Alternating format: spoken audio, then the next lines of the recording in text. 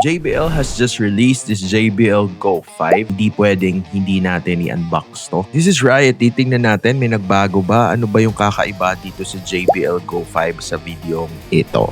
Titingnan natin yung box. So premium, kagaya din ng mga JBL Go box natin. Nakailang JBL Go na ba tayo sa channel na to? And now let's go straight to the unboxing. Open na natin to. And as we open it, there you go. Nakabungad agad yung product sa harapan natin. And this is the JBL Go 5, another addition to the JBL Go family. So kung titingnan natin, para din siyang Go 4. Pero titingnan muna natin yung ibang laman. We have here yung mga paperworks. We have the warranties and all, and the things that you need to know. Quick start guide.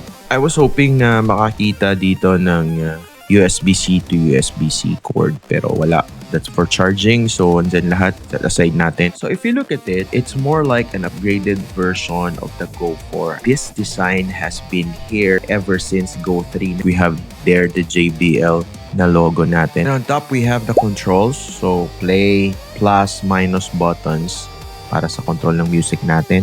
Of course, for our quick specs, ang JBL Go 5 po natin ay IP68, waterproof, dustproof, and drop proof.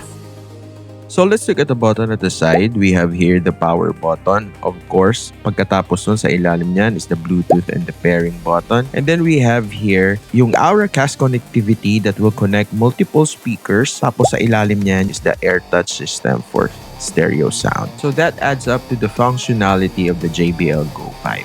Kasama na dyan, of course, yung durability niya. We have also here the handle, portable siya. And also, we have dito the USB-C port, and that is for charging. And we have beside it the Go 5 text.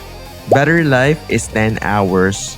And of course, may feature itong playtime boost which can be activated on the app na makakadagdag ng additional 2 hours dito.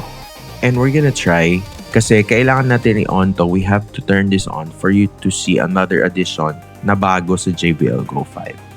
And that is, ayan, we now have this LED lighting sa taas at sa baba. So this is something new. And this is called ambient lighting, and it can be controlled para po sa mga modes niya doon po sa app. And speaking about that, this is app supported at marami pong features na pwede nating gamitin gamit ang app. So yan po ang JBL Go 5. Maraming salamat. Don't forget to subscribe. This is Rye. See you in the next one.